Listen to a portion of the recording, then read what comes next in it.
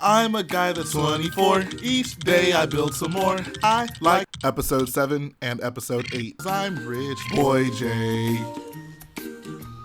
Hello boyos, Rich Boy J here, back in with another video, and today I'm going to be reviewing a beautiful ARC-170 mod designed by Caleb Ricks. Before we get into it, I just wanted to say that I feel the ARC-170 is one of those Star Wars vehicles that we all just kind of instantly fell in love with. I probably owned the Lego set of this vehicle before I even saw Star Wars Revenge of the Sith, which was kind of an interesting thing going into the film, but I knew like this was going to be one of my favorite Star Wars vehicles. I think that Lego just knocked it out of the park with the original set. I think the second one even improved on that, and now where we have this community of just incredible mock builders, it's pretty awesome to have such a detailed version of a ship that I love so much in Star Wars canon. This vehicle has around 1900 pieces, I think 1931 to be exact, so it's going to be like a $250, maybe even $300 build. When I was building mine, I think I probably had around half the pieces to start off with, so it didn't cost me nearly as much as that. I think I maybe spent like $90 to get all the parts that I didn't have, but it was certainly well worth it because this is just such an incredible model. He also designed a custom stand to go with it. I wanted to point that out initially because I actually didn't even build that in the right colors. I think he actually designed the stand to be all black. I didn't have those pieces in black, so I went with gray and even some dark red in there as well, but I think it still looks pretty good, and the stand is actually really sturdy and positions, I think, the model in a really cool angle facing downward so you can get a better look at all of the ship if you're just looking at it on a shelf per se. Right off the bat, I want to give Caleb a ton of credit for this build. I think he is one of the most underrated builders out there. He builds some incredible ships, like he has a pretty excellent Republic gunship that he's designed that he also sells the instructions for, and that's one that I'm honestly considering getting and building a ton of because I've been thinking, and I love the Republic gunship so much, I need a bunch of gunships in my collection. But Caleb does also sell the instructions to this build for $15. They are PDF instructions. I used it to construct this model, and it pretty much went off without a hitch. There were a few things I had to ask him about, but any big problems I ran into were mostly just because of my own mistakes. But I was able to construct it using his PDF instructions, and it went pretty well. So if you guys are interested in adding one of these bad boys to your own collection, I will post the links to that in the description below. In terms of the actual build, if you guys are just looking for a design to just work on and learn some new Lego techniques, maybe some things you've never considered, I think that this build alone is worth it for that fact. There were just so many things he did to accomplish certain angles on this ship that literally just had me like, wow, I would have never thought of that. And as someone who designs a lot of mocks myself and builds a lot of like Lego sets myself, I think that says a lot about how great of a builder Caleb actually is. So if you're just looking for an interesting build, I think that this will definitely fulfill those needs.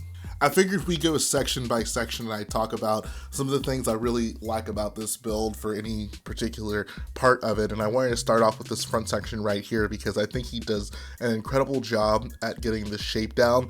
It really is fun building this because once it all comes together, these sections kind of clip in here, and they're honestly, I believe, kind of held in just by the friction of the bricks, which is always interesting just when people can figure stuff like that out. And it just looks really nice. Like, this is an assembly you don't often see. Like, you don't see too many things designed like the front of this vehicle right here, but he does a pretty solid job at it. And I think that whereas Lego would have used maybe more bigger pieces and maybe the shape wouldn't have been as accurate, Caleb does a really good job at using a lot of small pieces to just get those like small details and small curves in the front. And this attention to detail is present throughout the entirety of the mock.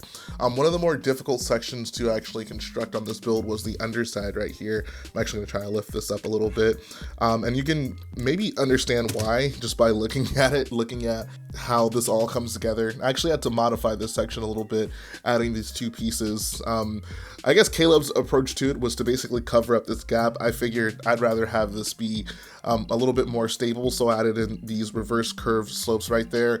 It's not necessary, like it's not, the ship's not gonna just fall apart all the time without it, but I figured I was holding it from the bottom so much, I liked having that extra stability, so that's something you could do if you decided to build this model. But the way all of this just comes together, like the way this is slanted right here and how it even curves up and they join at the middle and the bottom of the ship, just looks awesome. I love when builders put a lot of attention into the bottom of a ship. It shows that they just really thought out their design. You know, it's really easy to just not really put too much attention to the bottom of the ship because it's the area that least people are going to see, but whenever they do it, I appreciate it. I definitely thought it was worth pointing out here and just showing you guys the rest of the bottom of the ship. I actually quite like this section a bit. It's a really good grabbing point of the vehicle. Like if you were to pick this up and try to swoosh the ship around, this is almost made perfectly for your hand, and it's accurate to the actual ARC-170, so it's actually kind of cool the way that that worked out. These engines have to be one of my favorite parts of this build.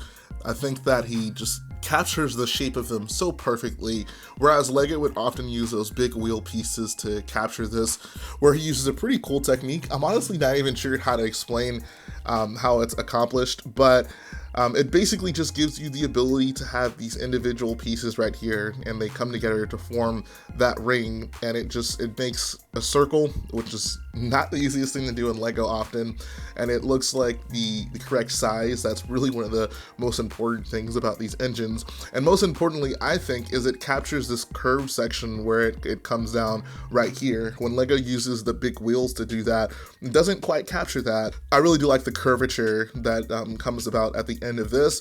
And then I also have to talk about what he does for the intakes on these engines. Like, this is just such a cool design. When I was putting this together, I was like, oh my god, like this is some next level detail. The fact that it's not like the original ARC-170 where it's like the bionicle wheel piece with some printed stuff on it. Like, this is all built with bricks. There's this little bar that comes across here, and you know, you can see into it. There's the half circle shape right there. The rest of it is black. Like, this is some like next level stuff right here. I just love what he did with the engines, especially on that front area right there. I think when you look at it from afar and there's like actual depth in the engines. Next up, I want to talk about the wings, and one of the things I want to draw your attention to is this wing slant right here. That is one accurate to the actual ARC-170. If you look at an ARC-170 head-on, the wings do actually slant downwards at the slightest angle as they go out. And this isn't something that just kind of happened by virtue of gravity. Like, it's not like these wings are just so big and they stick out that they kind of just sag by virtue of that. But this is actually something that Caleb designed as part of this ship. And once I figured out what he was doing there, I was just blown away. Like, that is so cool. It's such a slight thing to add. Like, no one would be disappointed if that wing angle wasn't there. But the fact that he took the time to try to incorporate something like that into his design, I think is just absolutely incredible. I just love that about this build. I love the various pieces he uses to get the shape of the wings. Like, one of the more important parts about this wing is this subtle angle that you get on this side of the wing. Like, this is a more steep incline, I would say.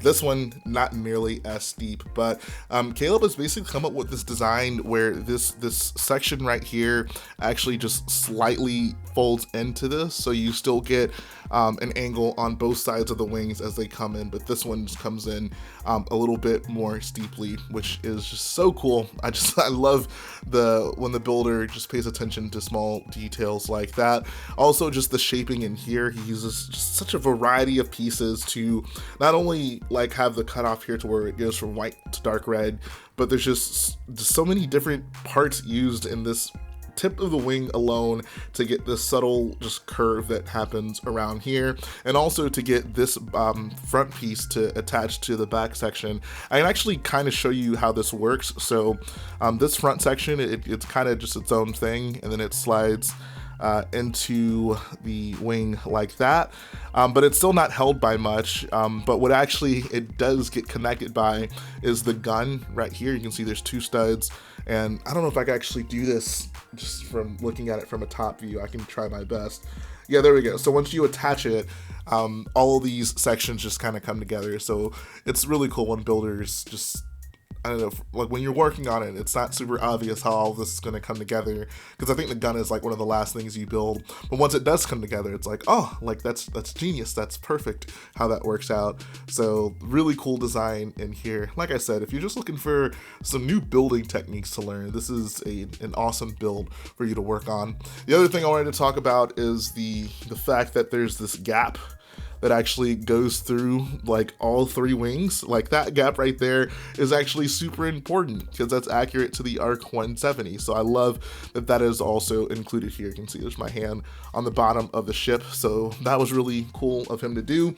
One thing I will say about this model is getting the wings to actually open without popping them off from where they're hinged at up here is difficult. Like you're gonna spend a bit of time like trying to carefully open these wings, and it's really just because there's so much friction in the ball joints that he actually uses to connect these. So once you just try to, if you just try to like fold it open from this end, just the wing is probably gonna pop off. So you want to get it as close to there as possible and slowly lift it, and you can have the wing open like that. And it's basically the same case for the underside. If I can try my best to, yeah, you know, never mind. I'm not going to worry too much about that. Basically, when you're going to display this model, you have to make a decision pretty early on. Do I want to have it displayed with the wings open or the wings closed? And then whatever decision you make, you probably want to keep it that way unless you take it out and plan on leaving the wings in the opposite direction for an extended period of time.